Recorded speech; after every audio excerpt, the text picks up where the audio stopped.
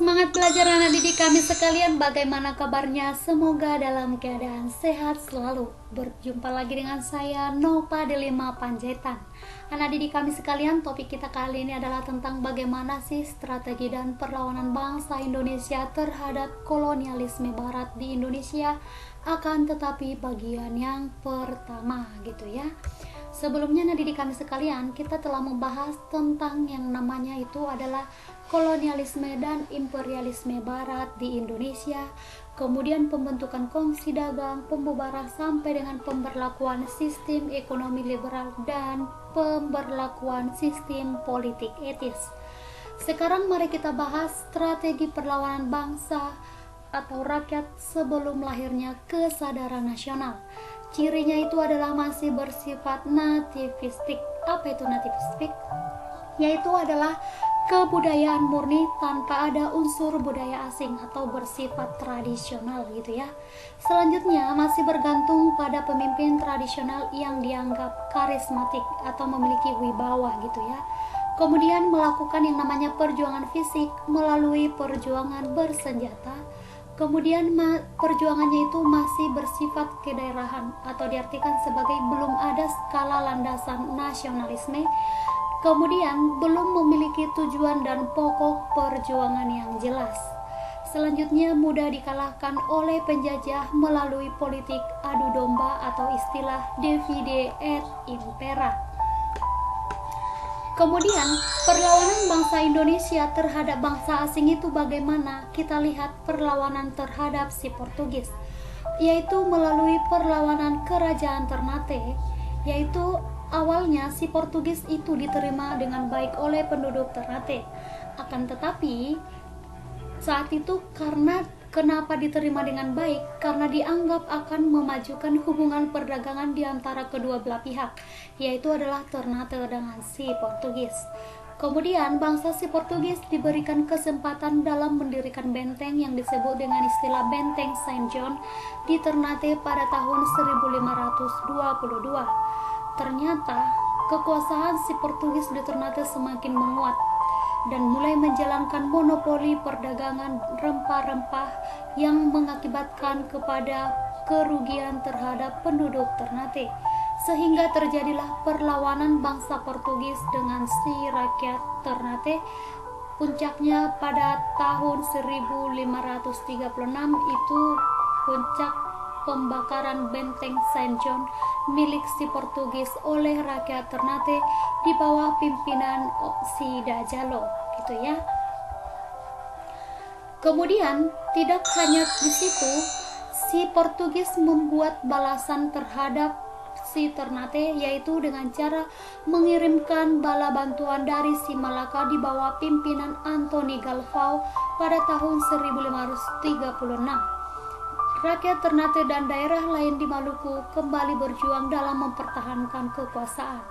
Ini dikuatkan lagi, pertempuran Ternate dan Portugis ini semakin menguat oleh karena masih si Portugis dapat monopoli di sini.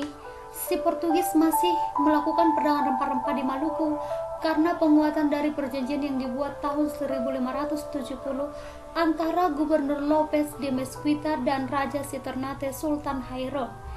Tetapi si Sultan Hairon tidak lama kemudian setelah itu dibunuh oleh si suruhannya Lopez de Mesquita.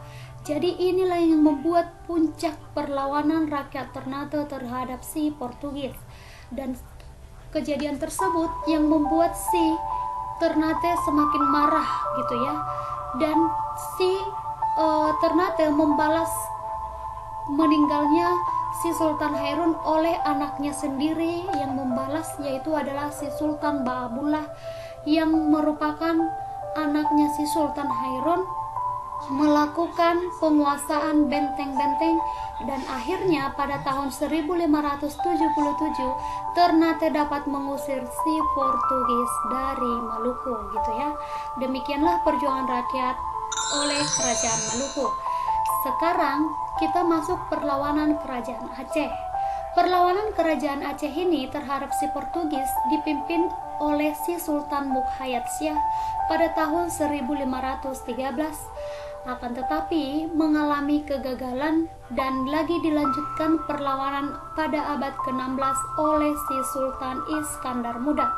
Apa sih latar belakang perlawanan kerajaan Aceh ini? Yaitu adalah sikap monopoli perdagangan oleh si Portugis, kemudian pelarangan terhadap orang Aceh untuk berdagang dan berlayar di Laut Merah, kemudian penangkapan kapal-kapal Aceh oleh para pedagang dari Gujarat oleh si Portugis pada tahun 1554 sampai dengan 1555. Kemudian si Aceh melakukan serangan balik, yaitu adalah melakukan politik perluasan Aceh hingga semenanjung Malaya, akan tetapi lagi-lagi mengalami kegagalan. Apa sih faktor penyebab kegagalan perlawanan rakyat Aceh ini? Yaitu adalah bahwasanya peperangan kurang dipersiapkan dengan baik, perlengkapan senjata yang digunakan juga masih sangat sederhana, kemudian terjadi konflik internal di kalangan pejabat kerajaan Aceh. Jadi tidak semua para pejabat mendukung gitu ya.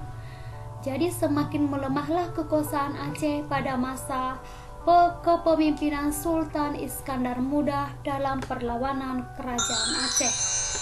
Berikutnya perlawanan kerajaan Demak.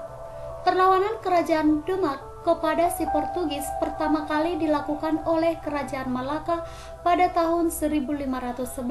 Saat itu si Portugis dipimpin oleh si Alfonso Albuquerque, yang mana waktu itu telah memasuki wilayah Indonesia pertama kali dan menguasai kerajaan Malaka. Selanjutnya kerajaan Malaka meminta bantuan kepada kerajaan Demak. Pada tahun 1512 di bawah pimpinan Dipati Unus, kerjasama dengan si Sultan Mukhayat Syah dari kerajaan Aceh, maka pasukan Demak menyerang Portugis ke Malaka. Akan tetapi pada masa dipimpin oleh si Adipati Unus, perlawanan mengalami kegagalan. Apa yang menyebabkan faktor kegagalan perlawanan tersebut? Diantaranya karena perlawanan atau penyerangan tidak dipersiapkan dengan matang. Kemudian senjata pasukan Demak yang digunakan sangat sederhana dibandingkan senjatanya si Portugis.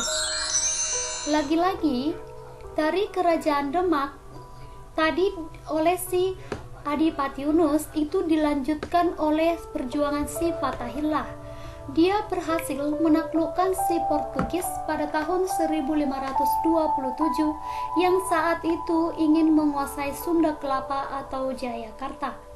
Dan saat itu karena dia mengalami kemenangan, diubahlah nama Jakarta ini menjadi Jayakarta, yang artinya kota kemenangan, yang sekarang menjadi kota Jakarta gitu ya.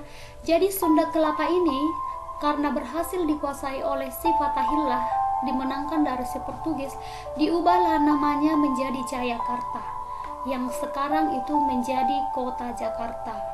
Jayakarta itu disebut dengan istilah kota kemenangan.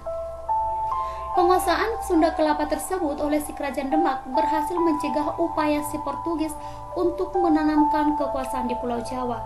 Jadi sikap positif perlawanan si Fatahillah pada waktu itu adalah untuk membatasi pergerakan ruang geraknya si Portugis, jangan sampai menguasai Pulau Jawa gitu ya. Demikianlah anak didik kami yang kelas 11, perlawanan bangsa Indonesia dan strateginya terhadap si Portugis di Indonesia, karena ini masih part yang pertama, yaitu perlawanan terhadap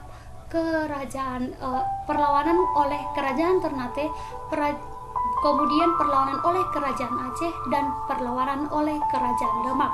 Silahkan direview-review kembali materinya anak didik kami sekalian. Semoga tetap sehat selalu, tetap menjaga kesehatan, dan jangan lupa tetap untuk membaca buku untuk menambah literasimu, dan menonton video lainnya yang berhubungan dengan materi terkait dan tontonan televisi gitu ya. Demikian anak didik kami sekalian, sampai bertemu kembali dengan saya Nopadi 5 Panjaitan, dan sampai jumpa.